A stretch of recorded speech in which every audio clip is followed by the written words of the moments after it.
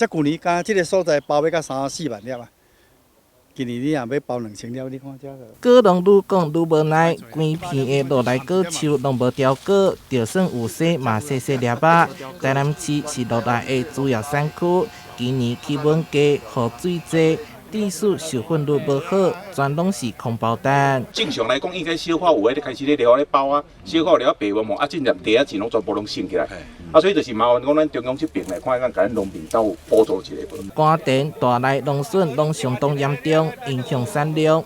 其实早伫咧4月份就已经回砍过一摆，一个月过去，花期状况实在是无好，因此立委郭国文、林俊宪若好再次邀集农业部南下来会砍。那时候只是早期花吼，个无二期花、3期花，今仔来看，其实拢无花，嘛无果。那农业部的相关事先已经有会勘过的我们请他行政程序加快，最好在明天就5月7号就可以宣布台南为灾区。我们会按照天然灾害救助补偿基准的这个规定，每1公顷以8万块来作为救助。